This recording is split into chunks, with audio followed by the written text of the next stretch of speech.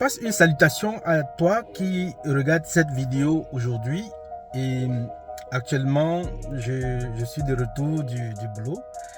Et nous sommes encore en hiver, mais heureusement pour nous qu'il n'y a pas assez de neige et la température est assez bonne maintenant.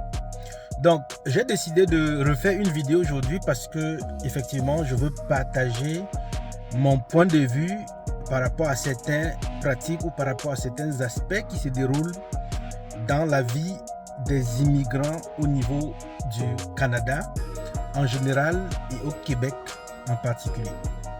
Ce que je veux passer comme message aux nouvelles personnes qui arrivent ou ceux qui sont arrivés et qui n'ont pas encore beaucoup d'expérience, ou aussi à ceux qui sont là depuis, que vous n'avez rien à prouver à personne. Quand je dis que vous n'avez rien à prouver à personne, c'est clairement dit que vous n'avez rien à prouver à personne.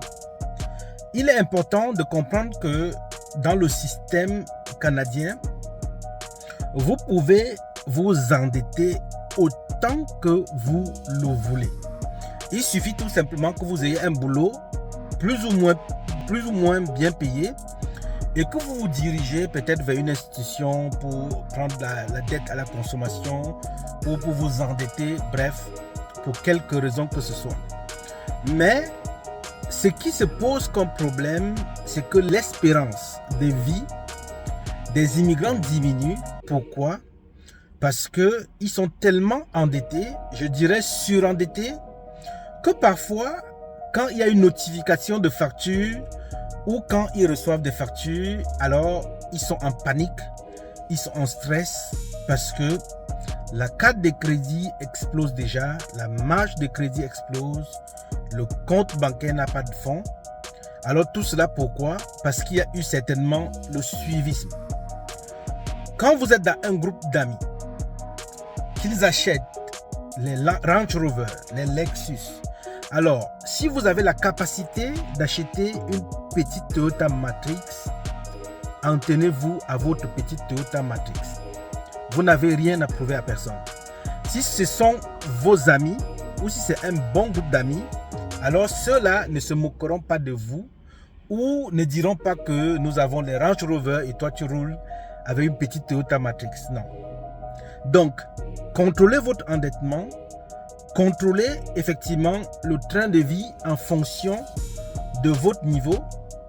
Et la théorie, je dirais la théorie de 33%, c'est quelque chose qui est toujours applicable.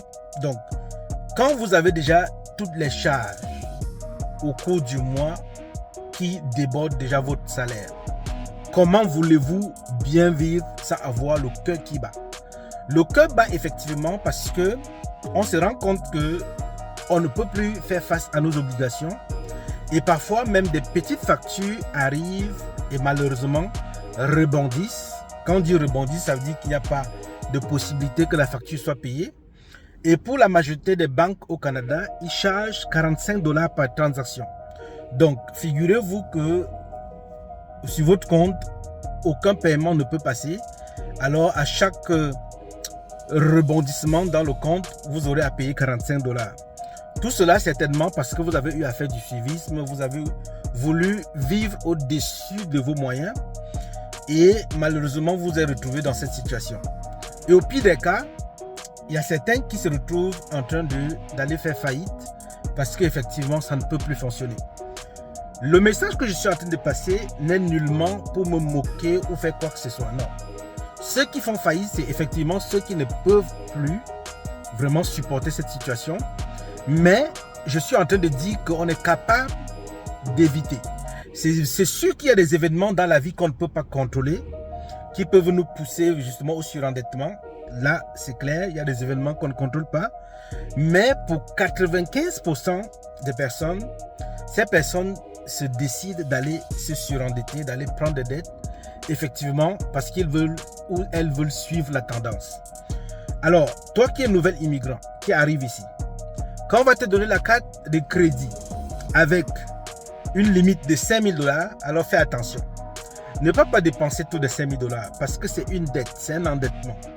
Et du moment où tu t'endettes et que tu n'es plus capable de payer, ça impacte effectivement dans ton dossier de crédit, au niveau du bureau de crédit.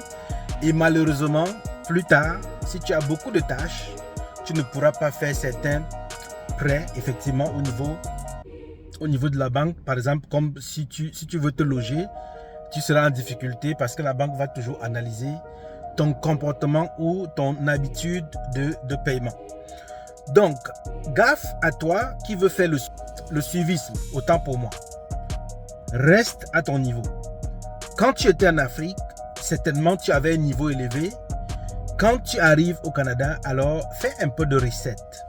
N'essaye pas de toujours rester au niveau ou au standard où tu étais, même si tu étais directeur général n'importe quoi en Afrique. Mais quand tu arrives au Canada, c'est un système qui reclasse tout le monde.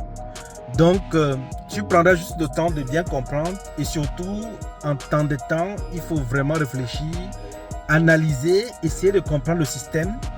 Parce que l'endettement, en fait, ceux qui se retrouvent bloqués, ce n'est pas parce qu'ils veulent.